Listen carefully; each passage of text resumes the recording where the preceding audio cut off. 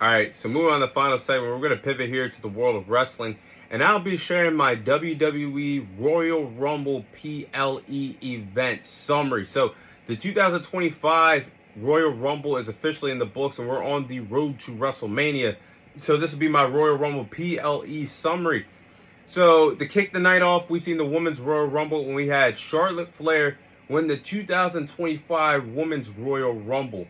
And Charlotte Flair is now the first woman in women's wrestling history to win 2 Royal Rumble matches. She won the Royal Rumble in 2020 and just won the Royal Rumble in 2025. So, to be honest with you guys, this was a really good Royal Rumble, Women's Royal Rumble, and it showed me that how deep the women's division really is in the WWE today on all 3 brands of Raw, SmackDown, and NXT. And we've seen returns of women that we have not seen in the company for a while, that being Alexa Bliss, who got a huge pop and a standing ovation when her music hit last night. Happy for her to be back. Charlotte Flair coming back from several knee injuries last year. Trish Stratus, the Hall of Famer, coming out. She actually came out at number 25, which I didn't know was for her to celebrate her being a part of the WWE for 25 years. The return of Nikki Bella as well, another Hall of Famer returning. Roxanne Perez was the Iron Woman of this match. She came in at number 3 and lasted 67 minutes. I think her time in NXT is almost up, and she's going to be a big gain for the main roster, whether she competes on Monday Night Raw or Friday Night SmackDown. But Charlotte Flair winning the Royal Rumble, I think this is the right call here for the women's division. And this sets up for a big money match that we're going to see at WrestleMania 41 in Vegas between Charlotte Flair and Tiffany Stratton. A legend versus the present. Both are great in-ring talents, and I think the storyline should be really good here with Tiffany Stratton not wanting to relinquish her spot of being at the top of the women's division to the queen, Charlotte Flair, who is possibly on the way of breaking her own father's record of being a 16-time world champion. So I think that's going to be a big money match for WrestleMania 41 in the women's division. It's just going to be how well they can execute and promote the match. The storyline has to be there. But the aftermath of this Women's Royal Rumble should be interesting. Nikki Bella possibly teased a return full-time to coming back to the women's division. We'll see how that goes. The Elimination Chamber is coming up in a month in Canada. There's going to be a shot, I believe, Women's Elimination Chamber. The winner how I think things will go, the winner that will face Rhea Ripley for the Women's World title at WrestleMania 41. I think we also could possibly see a possible future feud between Liv Morgan and Alexa Bliss. That could be an interesting thing outside of the title picture for the road to WrestleMania as well. Something to keep an eye out. But next, you had in the tag team division, you had DIY defeat the Motor City Machine Guns, Motor Machine Guns, and a 2 out of 3 falls match to successfully retain their WWE tag team titles. Now, this was a really good tag team match. The speed and the tone of the match was really great. All 4 wrestlers had a chance to shine in this 2 out of 3 falls match for the WWE tag team titles. Now, the finish of the Street Profits coming out and helping DIY retain the tag team titles was a nice touch for the Street Profits to finally turn heel, something that they should have done a long time ago. But then it showed that the Street Profits weren't all in to help Johnny Gargano and Tommaso Ciampa. It was a part of their plan to show that they are serious and they are true contenders for the WWE tag team titles. So then, not only did they cost the Motor Machine Guns the tag team titles, but then they attacked DIY, the team that just helped retain the title. So them beating the hell out of them showed that they want the titles very bad. Now, this could be something to really think about for the SmackDown tag team division. Possibly a triple threat tag team match. DIY versus Motor Machine Guns versus Street Profits in a triple threat tag team match in a ladder match for the WWE tag team titles. I think that should be something to look forward to for the SmackDown division, but that would be a big money match and a fun ladder match between all 6 of these respective wrestlers for WrestleMania 41. Now, next you had Cody Rhodes defeat Kevin Owens to successfully retain his WWE title inside of a ladder match. This match between Cody Rhodes and Kevin Owens, they left it all out on the line. There was blood, there was sweat, there was tears displayed between these two respective wrestlers for the most coveted prize in wrestling, that being the WWE title. They left it all out on the line in that ladder match. Now, these men were beating the hell out of each other, pillar to post. They were beating the hell out of each other in the crowd. I think Cody Rhodes hit Kevin Owens with an IPA beer out in the crowd. I mean, these guys were lighting it up. They were beating the hell out of each other with ladders, mini ladders. Shout out to Hornswoggle, mini ladders, actual size ladders. There were some insane ladder spots. I mean, the back body drop that Cody Rhodes hit on Kevin Owens, where Kevin Owens flew up in the air and landed spine first on the ladder, was insane. Then Cody Rhodes hitting a Fisherman Buster.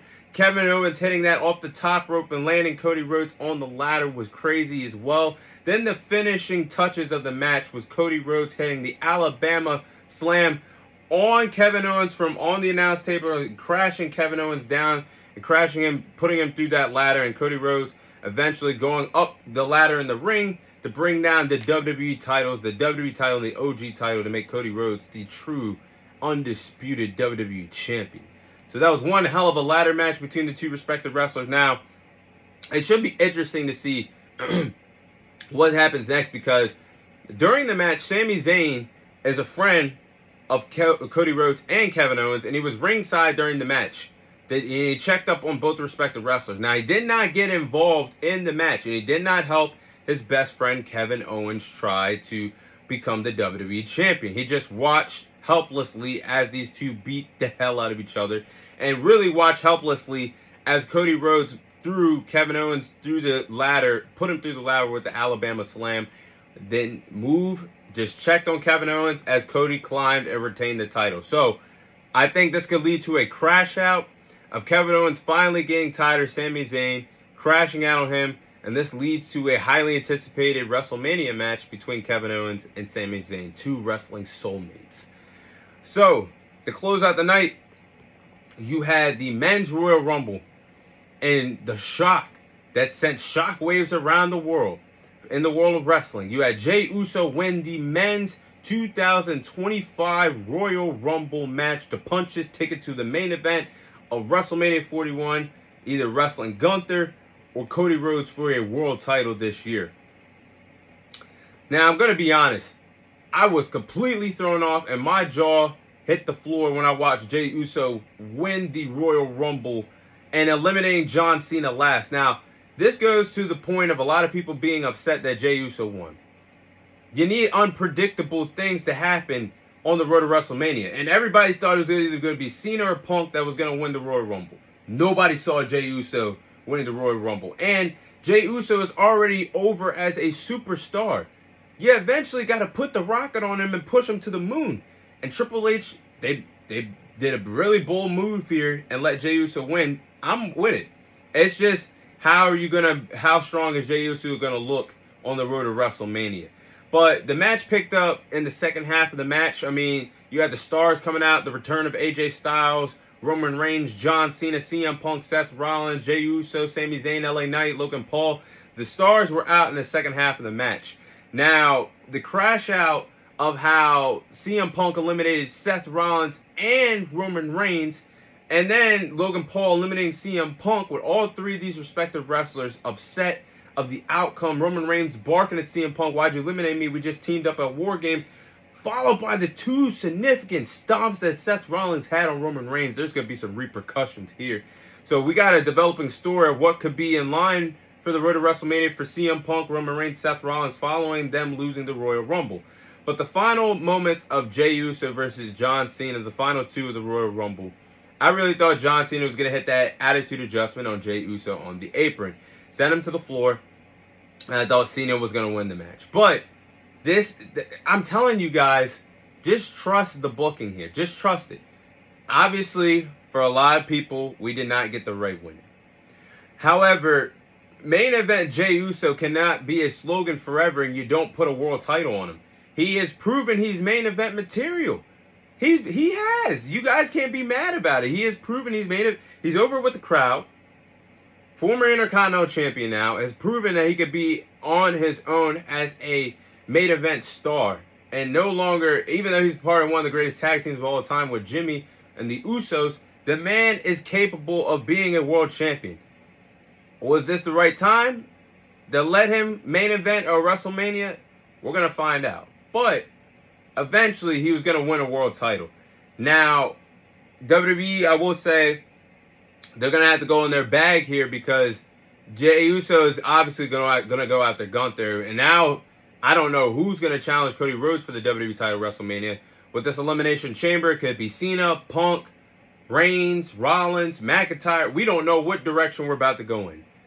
But I will say, for Gunther just defeating Jey Uso at Saturday night's main event with the World Heavyweight title, WWE's going to have to give us a true underdog storyline of why we want Jey Uso to be the one to dethrone Gunther and why we should invest our time in the storyline of something we just saw a week ago for the main event scene on Monday Night Raw. So WWE's going to have to do their thing. But I like it. It leaves unpredictability for the road to WrestleMania. I just want to say something too. Why are we complaining about Jey Uso winning the Royal Rumble and we're not complaining about Charlotte Flair winning the Royal Rumble? Make it make sense. Somebody that's never done it before on the men's side, we're complaining and moaning and groaning about it. But then a woman who really didn't need to win the match a second time in their career, coming back from a year off from the ring, a year off recovering from injuries, just won it. But we're complaining about Jey Uso winning. Okay. Anyway, I'll close out by saying that the Elimination Chamber just became must-see, a PLE that is must-see for the road to WrestleMania. And I will give this Royal Rumble a letter grade of a B+. I think this was a really good event. Shout out to the streamers that streamed it, of Speed and Kai Cenat. That was really good. And I think WWE should move forward having the streamers a part of the big PLEs, that being the Royal Rumble, WrestleMania, Money in the Bank, Survivor Series, SummerSlam. They should be a part of that. Streaming some backstage access to get more fans invested in wrestling. But the Royal Rumble matches were pretty good. It probably pissed off a lot of people that you didn't get the winners that you expected or wanted. But the action across for all four matches were good. The Royal Rumbles were pretty good. A lot of significant moments in the men's and women's. The tag team 2 out of 3 falls match was really good. And the WWE ladder match, I think, was the best match of the card. So this was a really good Royal Rumble. And we're on the road to WrestleMania. This should be really interesting, so buckle up. But that is all the time I have for you guys today. Thank you guys for watching. Thank you guys for listening. This is your host, Thomas Tyree, signing off. And I'll see you guys on next week's episode.